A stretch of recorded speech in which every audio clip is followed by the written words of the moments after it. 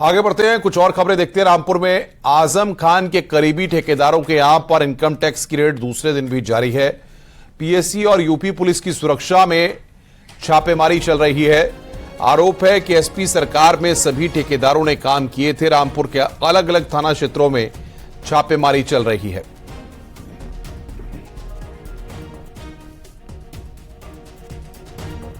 तो एसपी सरकार के दौरान ये काम मिले थे। इनकम टैक्स की छापेमारी दूसरे दिन भी जारी है। आजम के करीबियों ने ठिकानों पर छापेमारी की है।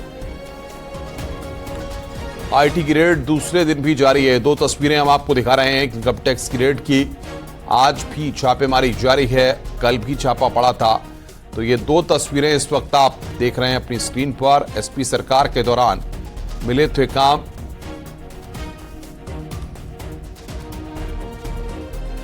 सपा के कद्दावर नेता आजम खान के करीबियों के यहाँ इनकम टैक्स की रेड आज दूसरे दिन भी जारी है। हम इस समय फरत अली खान के यहाँ, ये रामपुर नगर पालिका के पूर्व सभासद और ठेकेदार हैं, जिनके यहाँ इनकम टैक्स की जो रेड है वो दूसरे दिन भी जारी है। रामपुर में करीब 12 ठेकेदारों के जो इनकम टैक्स की रेड है वो जारी है कि आज दूसरे दिन भी उनके रेड जो है बिल्कुल जारी है। अधिकारी इनकम टैक्स के अंदर हैं और जो पूछताछ कर रहा है। मैं आपको दिखा दूं कि सुरक्षा के पुख्ता इंतजाम है और किस तरह से जो सुरक्षा व्यवस्था है पूरी है। और सुरक्षा विभाग के साथ ही जो है इनकम टैक्स के अधिकारी अंदर जांच पड़ताल कर रहे हैं। जिन लोगों के ठेकेदारों के जांच की जा रही है उनके परिजनों से मोबाइल ले लिए गए, उनसे गहनता से पूछताछ करी जा रही है। किसी को बाहर से, उनके परिचितों को किसी को भी अंदर जाने की अनुमति नहीं है। सुरक्षाकर्मी उनको रोक रहे हैं। फिलहाल दूसरे दिन जो है वो जो कि उनकी जांच जो है वो इनकम टैक्स के अधिकारियों की वो जारी है। अब इनकम टैक्स के अधिकारियों को जांच में क्या क्या मिला, क्या क्या सबूत मिले, क्या क्या उनसे कुछ लोगों से बरामद हुआ है, ये जांच का विषय है। लेकिन फिलहाल दूसरे दिन इनकम टैक्स की रेड आजम खान के करीबियों की जारी है। ये वही लोग हैं जिन्होंने सपा सरकार में ठेके लिए थे और जिन्होंने काम किए थे। विशाल सक्सेना, न्यूज़ 18 रामपुर। आगे बढ़ते हैं। एआईएमआईएम ने सीतापुर जेल में बंद आजम खान से अब तक अखिलेश के नहीं मिलने पर सवाल उठाया है। पार्टी ने आरोप लगाया कि एसपी को मुसलमानों से कोई लेना देना नहीं है और न ही मुस्लिम वोट बैंक की चिंता है। एआईएमआईएम ने आरोप लगाया कि समाजवादी पार्टी पूरी तरह से बीजेपी की गोद में बैठकर खेलने का काम कर रही है। समाजवादी पार्टी परिवार का कोई सदस्य या समाजवादी पार्टी का कोई कद्दावर नेता या समाजवादी पार्टी के मुखिया श्री अखिलेश यादव अब तक जेल में क्यों नहीं गए, उसके पीछे बहुत ठोस कारण है। समाजवादी पार्टी को अब मुसलमानों से कोई लेना देना नहीं है, न उसके वोट बैंक की कोई उससे चिंता है, क्योंकि समाजवादी पार्टी पूरी तरीके से आज भारतीय जनता पार्टी की गोद में बैठ करके खेलने का काम कर रही है।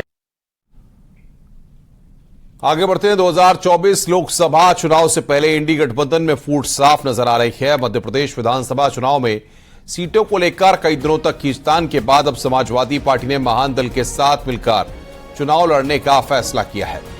एसपी ने कांग्रेस पर सवाल खड़ा करते हुए कहा कि लगता है कि कांग्रेस का लक्ष्य बीजेपी को हराने की जगह कुछ और है। पार्टी ने मध्य प्रदेश में प्रयास किया था कि कांग्रेस से गठबंधन हो जाए, कांग्रेस समाजवादी पार्टी के हिस्से की सीट उनको दे। लेकिन ऐसा लगता है कि भारतीय जनता पार्टी को हराने का लक्ष्य केवल समाजवादी पार्टी और समाजवादी विचारधारा के लोगों का है। कांग्रेस का लक्ष्य कुछ और है। समाजवादी पार्टी मध्य प्रदेश में महान दल के साथ मिलकर भारतीय जनता पार्टी को हराने का काम करेगी। डिप्टी सीएम केशव प्रसाद मौर्य अयोध्या दौरे पर पहुंचे। यहां पर पुलिस लाइन में गार्ड ऑफ ऑनर दिया गया। इसके बाद उन्होंने रामलला जाकर दर्शन पूजन किया। हनुमानगढ़ी जाकर पूजा अर्चना की। दर्शन पूजन के बाद वो देवकाली के गोकुल पैलेस में नारी शक्ति वंदन कार्यक्रम में शामिल हुए।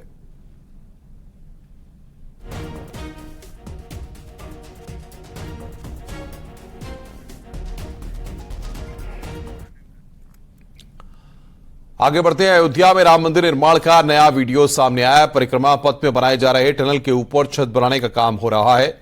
प्राण प्रतिष्ठा से पहले मंदिर को फाइनल टच दिया जा रहा है। पहली बार 2.77 एकड़ पर हो रहे मंदिर निर्माण के ड्रोन शॉट्स सामने आए हैं।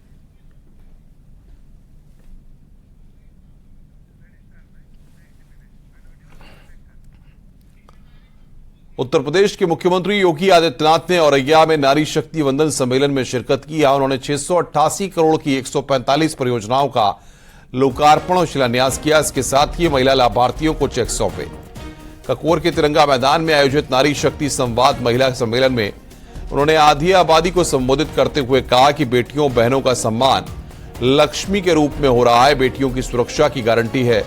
सीएम योगी ने कहा कि डबल इंजन की सरकार का मिशन आधी आबादी का सम्मान है।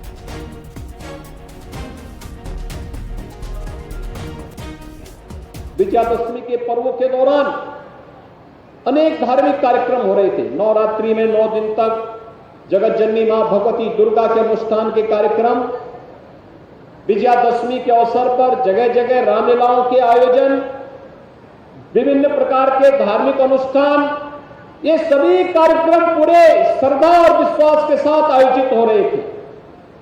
लेकिन आपने देखा होगा कि शांतिपूर्ण तरीके से सभी कार्यक्रम संपन्न हुए। अब समय नहीं, अब उस प्रकार की स्थिति नहीं होती है। जब पर्व और त्योहार आते थे, लोगों को आशंकाएं होने लगती थी, पता नहीं कहां कर्फ्यू लग जाए। लोग भयभीत होते थे कि पर्व और त्योहार में कहां उपद्रव हो जाए, कहां पे गुंडागर्दी हो जाए, कहां पे दंगा करने वाले लोग दंगा करके अव्यवस्था और अराजकता का वातावरण पैदा कर दे। पर्व और त्योहार उत्साह और उमंग का नहीं, 2017 के पहले पर्व और त्योहार प्रदेश के अंदर आशंकाओं को लेकर के आता था, भय और दहशत का प्रतीक बन जाता था। लेकिन पिछले 6.5 वर्ष के अंदर आपने देखे होंगे पर्व और त्योहार शांतिपूर्ण तरीके से मनाए जा रहे हैं। उत्साह और उमंग की कमी नहीं। 50,000 से अधिक जगत जननी मां भगवती की मूर्तियां जगह जगह जनपदों में बिठाई गई थी, जहां पूजा कर रहे थे लोग। लेकिन एक भी जगह कोई अव्यवस्था पैदा करने का दुस्साहस नहीं कर पा सकता था। सभी कार्यक्रम सफलतापूर्वक संपन्न हुए, व्यवस्थित रूप से संपन्न हुए। ये चीजें दिखाती है लोग शांतिपूर्ण तरीके से रहना चाहते हैं। कुछ चंद मुट्ठी भर लोग जो अव्यवस्था पैदा करते थे, सरकार ने सख्ती से उनसे जब निपटना प्रारंभ किया, आज वे भी रास्ते पर आने का प्रयास कर रहे हैं और जो रास्ते पर नहीं आना चाहते हैं उनके लिए दूसरे तरीके भी अपनाए जा रहे हैं।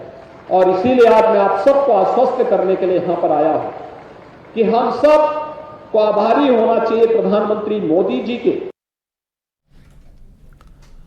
बागपत के लाक्षागृह और मजार को लेकर चल रहे मालिकाना हक विवाद में आज फैसला आ सकता है। बागपत सिविल कोर्ट में पिछले 53 सालों से यह केस चल रहा है। वकीलों की हड़ताल के चलते पिछली 2 तारीखों में अदालत का फैसला नहीं सुना सकी थी। अदालत के फैसले से साफ होगा कि विवादित स्थल महाभारत कालीन लाक्षागृह है या फिर मजार।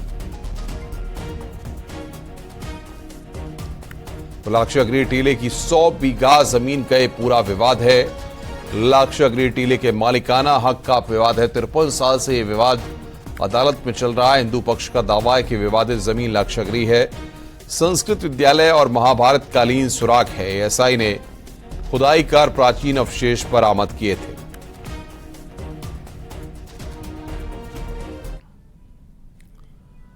आगे बढ़ते हैं। पिछले साल कतर में गिरफ्तार किए गए 8 पूर्व नेवी ऑफिसर को कतर की एक अदालत ने मौत की सजा सुनाई है।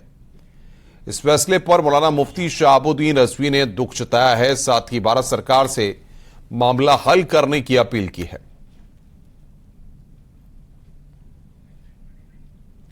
तो मौलाना शहाबुद्दीन रजवी की यह अपील है, जल्द से जल्द बड़ा फैसला ले सरकार। अफसरों को वापस लाने की अपील यहां पर की गई है। 8 पूर्व नेवी अफसरों को मौत की सजा